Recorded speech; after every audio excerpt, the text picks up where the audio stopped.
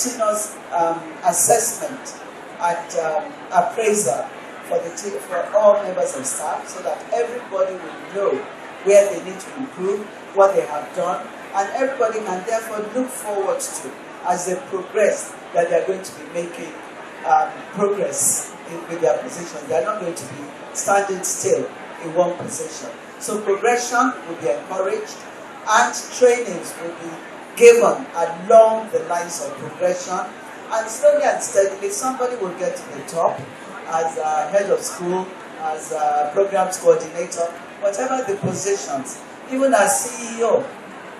It doesn't have to be you, because by the time you want to step back, there should be somebody at that position. It can be family. If family is not willing, because it's not all our children or family members who are interested in education or who want to come into the education space, you train people, you watch them, you appraise them. You have a board that sits at the realm of affairs, because the board is essential. Because with the board, the school will run, whether we are there or not. It's important that we establish a board for our respective schools, a functional board, not just a board on paper, not just a board that is just sitting and looking pretty. We must ensure that the board performs the respective. You don't have to be the chairman of your board, for example. You can pick an external person, a seasoned person, an experienced person, to be the chairman of your school board.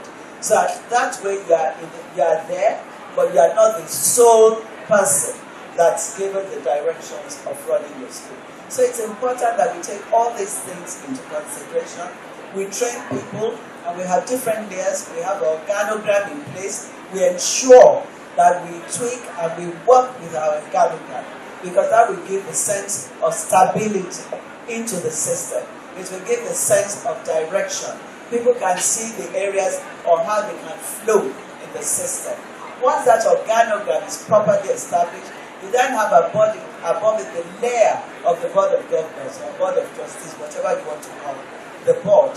And the board will be fully responsible for the functioning of the school.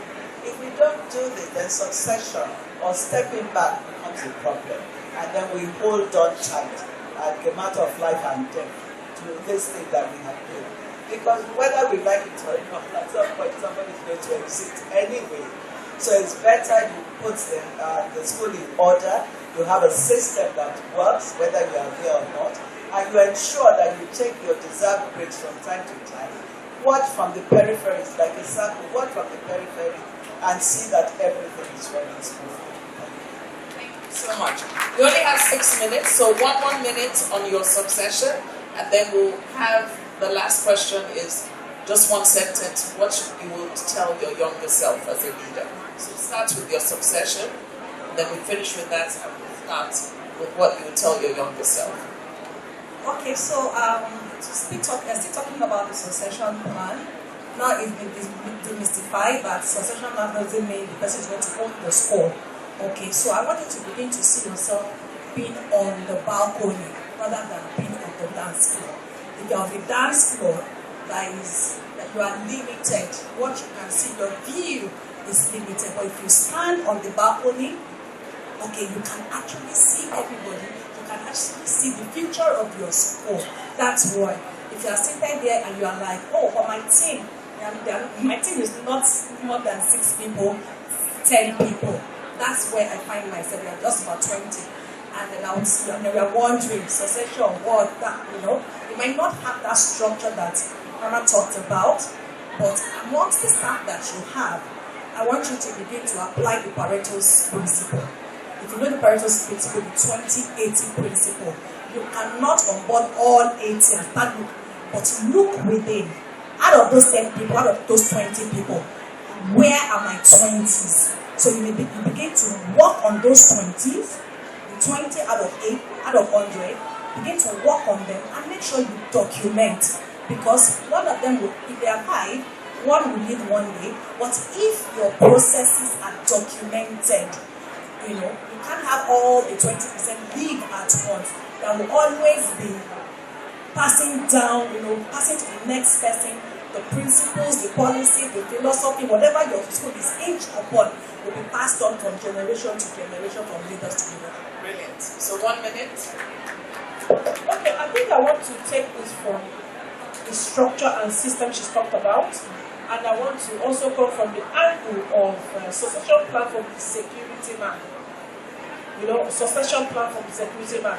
So I feel the right thing to do is for us leaders to put structures and systems that encourage the succession plan from the security man, from the janitor, for everyone in the system. Because it's not just about the CEO or the top supervisors and all that. It's all true. So in our systems, in our policies, in our structure, let's make sure we put things that will make this thing replicate itself.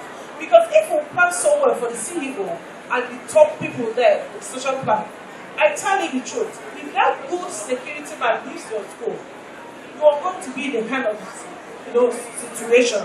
So there must be somebody who is going to step into that position at any point in time. So I feel social planner is a bit holistic. It's no longer just a particular place. However, for the holistic nature of it, you must still have structures, systems, and especially policies in place. Brilliant. Thank you. So just half a second for succession. All right. From a banking point of view, what do you advise? Okay, so I will advise that just try as much as possible to replicate yourself in somebody you trust, in one of your staff. Like you're already working with them, you know the potential that they have. Try as much as possible to pour yourself into them so that not all of us here are school owners, we are staff, we are this and that. So just try as much as possible to build somebody or somebody that can replace you if you go on leave so that you can rest and that you won't disturb you. So last word, what would you tell your younger self as a leader? Just take it easy. I would say keep showing up. Keep doing it. Always believe in yourself. Sorry, we didn't hear. Always believe in yourself. Train and delegate.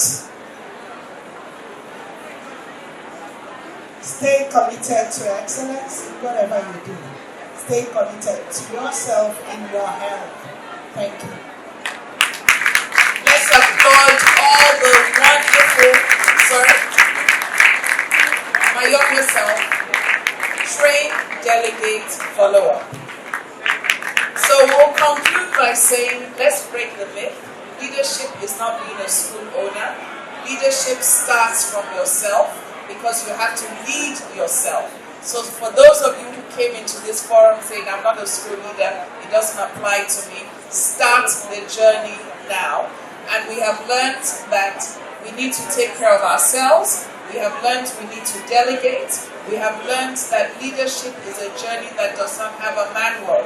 But most importantly, we have to impact the lives of others, whether we're a CEO, we're a school teacher, you are a leader. So thank you so much, and I think I'll end by saying that Mrs. Ogunde not being here today, I looked around and I said, this conference has been bigger than it's ever been.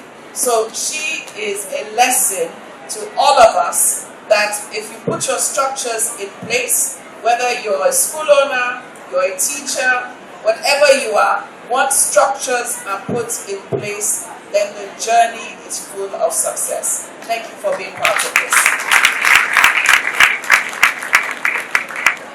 I think we can do better than that. These people have been vulnerable and shared with us expertise on how they run their school.